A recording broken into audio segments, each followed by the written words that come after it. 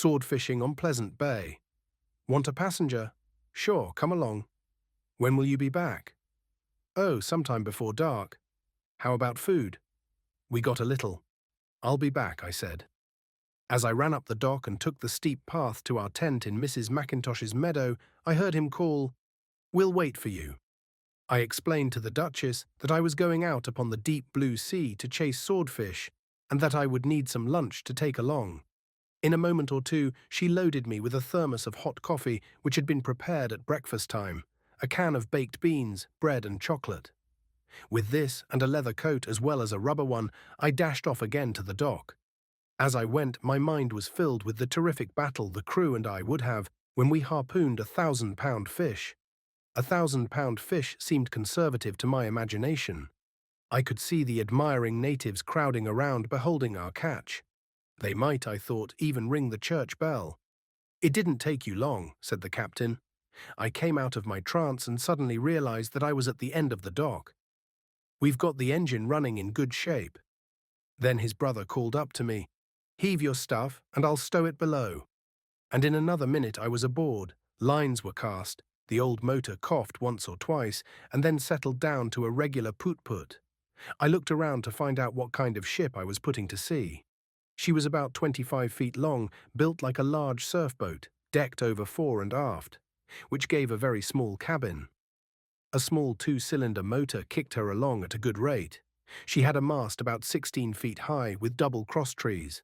Bolted to the forward deck was a 10-inch plank which stuck out in place of a bowsprit, forming a platform for the iron pulpit where the harpooner stands. Back of the mast was coiled 125 fathoms of hemp line to which was attached a small keg. I learned later that when a fish was struck, the line and keg were thrown overboard. The bobbing keg would show the direction taken by the fish and also made it possible for the men to pick up the line again when the fish was tired out and ready to be hauled in. "A perfect day for sword fishing," said the captain, "hot, the sea like glass." Away to the westward there was a dark blue line that might mean a breeze later on. "What do you look for?" "How do you know when you have come up with a swordfish?" I asked. "Well, sometimes you see their two fins about so far apart." The captain held up his hands about 36 inches apart. Taking a last look at the motor, he climbed aloft while his brother arranged things to his liking in the pulpit. I took up a position in the stern, hoping I should be the first to call our ship into action.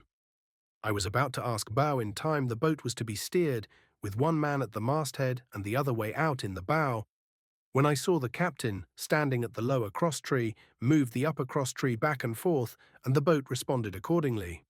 Then I saw that two lines ran down and connected with the tiller, while a third line was attached to a switch on the motor. A pull on this stopped the boat. We were running along about a mile to a mile and a half offshore. I was delighted to see this part of the coast of Cape Breton. As a matter of fact, it is only from the water one can really see it.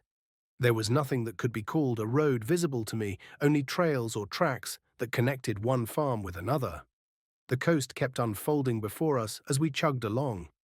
Great headlands appeared, encircling lovely bays. At one time, after passing a great barren mountain, there stretched before us a wide, beautiful bay. The captain called down to me, "That's Pullet Bay." I stood up to get a better view, and my heart stopped. Off to starboard, about 200 yards away, I saw what we had all been looking for. Two fins, just the right distance apart. I yelled, "There she blows." I didn't know what else to say. Perhaps I should have called, "There she fins." But anyway, the captain instantly yelled, "Where away?" I pointed. He pulled hard on the upper crosstree, and around we swung.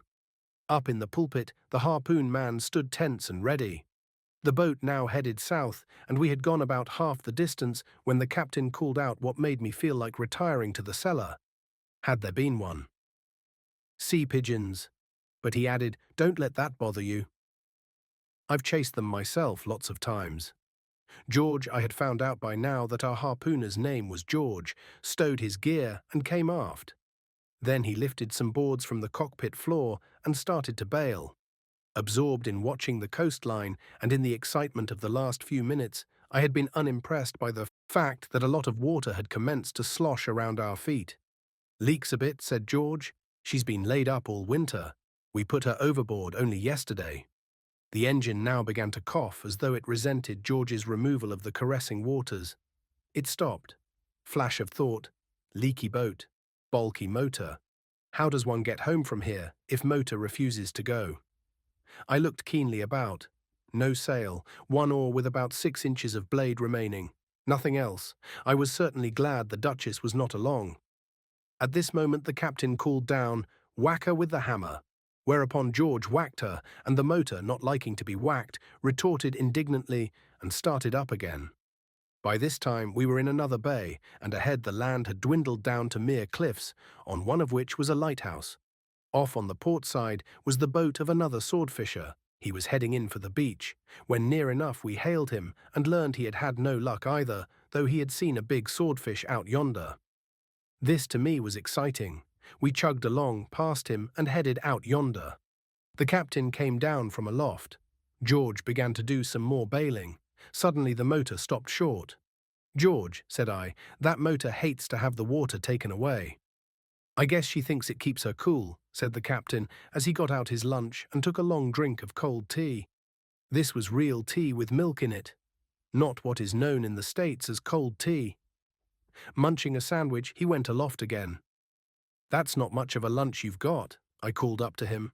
"Oh, it'll do." "How about some beans?" "I have a can of beans." "Did you say beans?" "Yes, a big can of them." "It be right down," he shouted, and down he came. George stopped the bailing he was doing with his left hand and dropped from his right hand the hammer with which he was beating the motor, and the three of us settled down on the afterdeck with the can of beans between us. George politely offered me an ancient fork which had been in the bilge all winter, but I had already made myself a wooden spoon. Thus armed, we all dipped in. I had eaten all I could, and had just told the captain that somewhere in the bottom of the can there ought to be a piece of pork, and he had just allowed he could find it, when George let out a yell, "There he is!" The captain and I turned our heads. About 150 yards away, we plainly saw the big fish. Away went the beans, and the captain dashed for the masthead. George beat the motor, and she started on the first turn. I was trembling with excitement as George stood in the pulpit, ready to throw the harpoon when we should come up with our prey. He made a grand sight silhouetted against the blue sky, coiled rope in hand, harpoon in the other, every muscle set for action. But the swordfish disappeared. We circled around and chugged back and forth for a long time. Finally, the captain gave up the chase and headed in toward a point where a lighthouse stood guarding this western shore.